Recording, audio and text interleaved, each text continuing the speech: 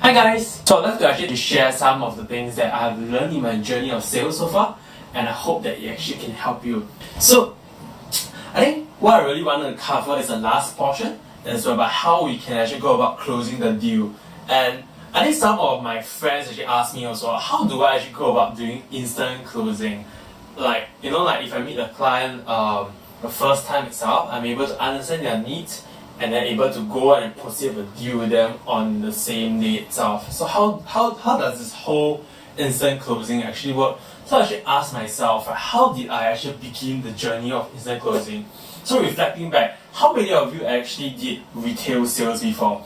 Because when you actually have retail sales, right, the most interesting problem that we face is that customers enter our shop once, and if we don't capture their interest on the spot, right, the deal is almost as good as gone.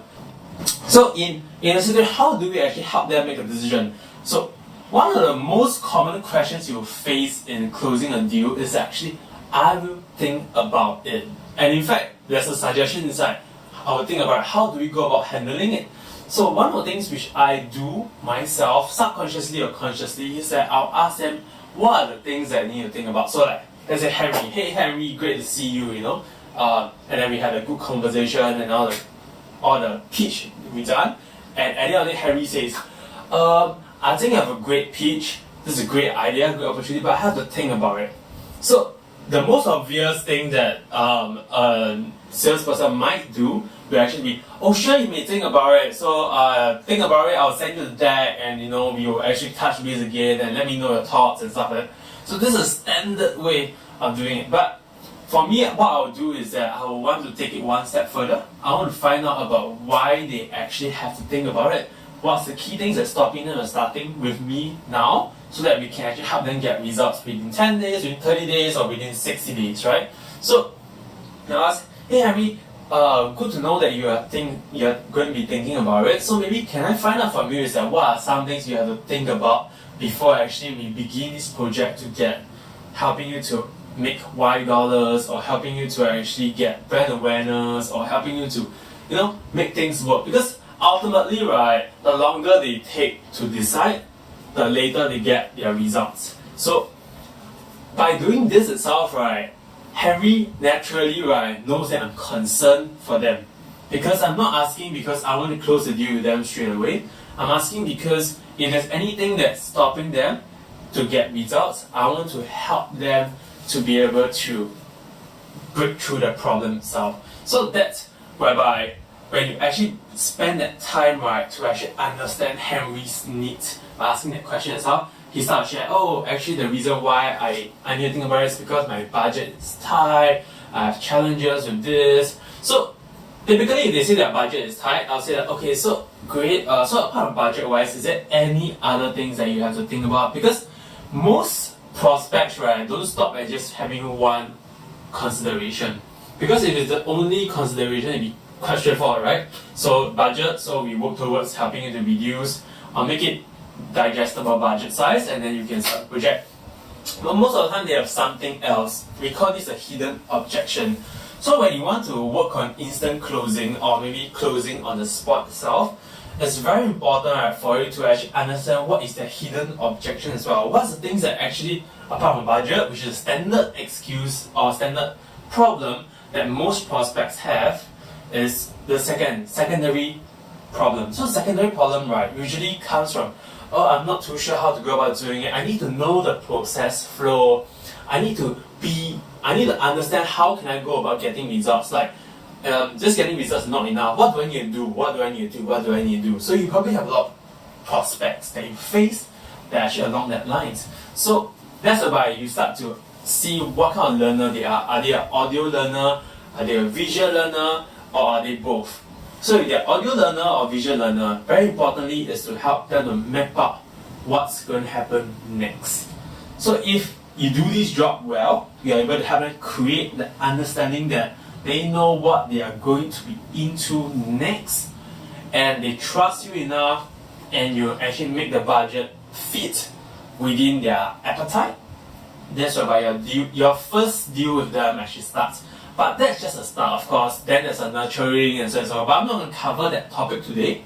if you are keen, we could discuss that on a separate date, how to nurture and build better relationships with people and they buy along the way.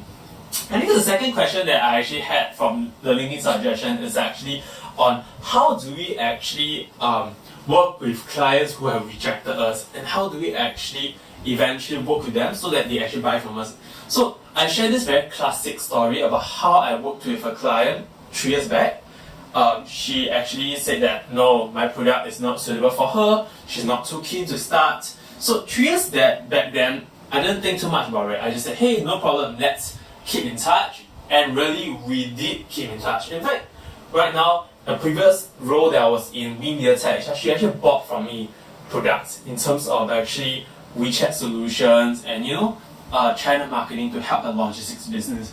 And I think that's actually a journey of building relationship per se. So how did I go about doing it? Right, very simple, is to check in very few months, have coffee, just check in with a person like you would do with a friend. And every time you have some new product or something that you really find that can benefit them, don't hesitate to actually tell them, hey, actually I have this on hand, I think it could help you. And if they are keen in it, they'll let you know, right? If they're not keen in it, it's fine, it's just another rejection per se.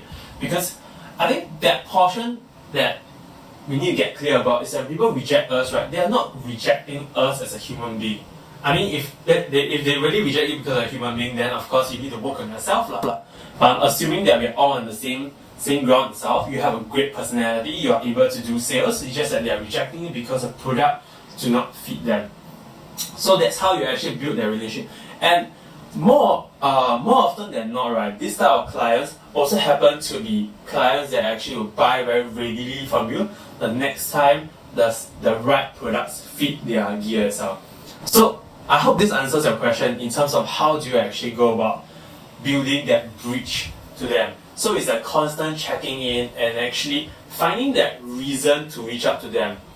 So I think the next point also, right, is how do you actually get the conversation going? Because a lot of times, as when we talk to clients, right, sometimes we actually face roadblocks. Roadblocks are can be in the sense that they ask you very technical questions and you really have no idea on how to go about answering these questions. And for me, right, when I was actually doing different type of sales, there will often be times whereby I'm kind of stuck. How do I go about answering this question? How do I actually help this person understand the product better? And this whereby is very important, right, to kind of synthesize what they share with you. So for me, right, what I like to do is called the bridge. I like to actually ask them more questions to find out why they're asking what they're asking. So for example, a typical solution, for example, I'm selling WeChat marketing just a couple of months ago. So WeChat marketing itself, let's say there are some technical questions that I'm not too aware of. They ask me, for example, for WeChat marketing wise, is actually, so how do I go about doing it? So I don't see how the process works for me. And then it was kind of new for me because WeChat as a marketing strategy is kind of new. So I asked them, so why do they ask that question? Is it because they need more confidence to start, or is it something that I did not explain? So they shared with me their concerns, their thoughts, and that helped me to build the case for them, because I was like, oh, so actually the reason why you need to know the process because we know where money is going. So I built a completely new process flow to help them understand better, because they shared with me crucial information that allowed me to build the case for them. So I think when you actually meet clients and you want to do instant closing, this is very important to actually understand your prospects itself. And that it's by seeking first to understand, then to be understood. So that's asking questions itself. So today, if you have actually issues asking questions, that's why you go back to your most basics. I like to say this as a basics, which is your 5 W's and 1 H. Like a why, what, how, where, which, who. All these questions, right, are actually fundamentals to actually asking good questions to get them to share with you more information. Take note, right, the only way you can actually help your clients to make the step to move forward with your product or service is actually really to understand where they're coming from and how can they use make full use of your product and or service. Yeah, so, and also the next point of sales, right, apart from the portion of conversational, apart from the, handling the clients in terms of what we mentioned earlier, I think the most important thing is also knowing when to follow up. Because some clients, like what I mentioned to you, the instant close methodologies, there's a lot more depth to it as well. I mean, I can share more as the time goes on. But very importantly is also knowing when is a good time to follow up. I just had a conversation actually earlier over lunch with a trainer as well. So she was sharing about how she didn't know when is a good time to follow up. And in fact, on LinkedIn, there was a person that asked as well, when is the golden time? I think it's Brad. When's the golden time to actually do follow-ups? The magic of follow-ups, right, it's actually based on a certain level of science and a certain level of art as well. So for example, if you know your client has a project deadline coming up on like next month, for example, so a good excuse to follow up would be in 3 days or 2 days time to check in with them and say that, hey, I know your project is coming up, so how can I help you move it forward so that it's in time for your project? Let's say your product solution is actually in alignment with your project. So, or let's say you know that someone that you've called your prospect, his or her family has a member that passed away, which actually happens quite frequently actually. So what do you do? Of course, it'll be a shocker and you'll be like, my condolences, how can I go about following up with you, right? So what we do is that actually I have a case like this in my team, actually in MediaTek, we had a case whereby there was this property agent, right, whose son died quite a challenging death. In fact, it was all over the news. So we so happened to have contacted her to check with her whether is she keen in WeChat marketing. So at that point in time, of course, it wasn't a good time to approach for WeChat marketing because she's going through a very deep loss. And as a person who understands your prospects, right, we need to actually give her condolences and give her time and space. So what happened is that 1 month later, we checked in with her to find out, not to sell her about WeChat marketing, but to find out as a human being, how is she doing? And does she need any help? And then from there, so we checked with her, is she planning to continue her real estate business? And if she is, right, if she's considering doing marketing, because if it is, we can actually help her from that angle as well. And we're very happy to actually meet up with you. So this is just some approaches, right, which actually help you. I call this finding a good moral excuse, in a sense that when we actually work with people, we need to also sometimes overcome our own barriers to reaching out to them as well. And this is giving a very culturally appropriate excuse, at the same time caring for your consumers as well. Because take note, right, that although this video is about sales itself, there's a lot of humanity that goes across the sales process itself.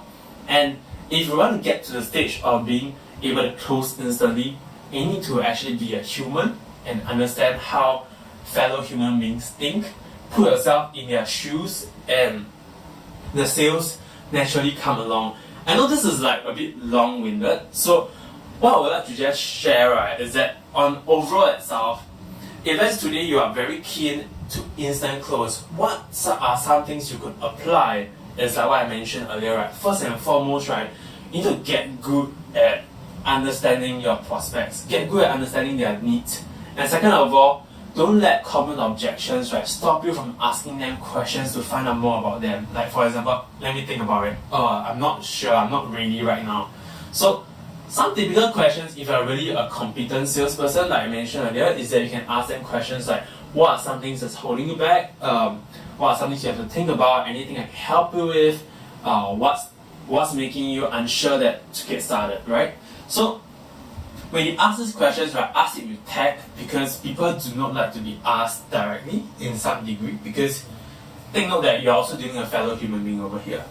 Just imagine how you like people to sell to you is usually how other people within the same culture would like to be sold to as well. So this is, in Chinese we call it 礼尚往来 lah. So in other words, like if let's say, if you don't like to be sold in a certain way, chances are your consumer might not like to be sold in a certain way as well. So if you don't like to be pushed to buy something, don't push others to buy something that same concept. So if you are applying the same concept as well, usually it's easier for you to move the sale because people know that you care for them and not just asking for sale.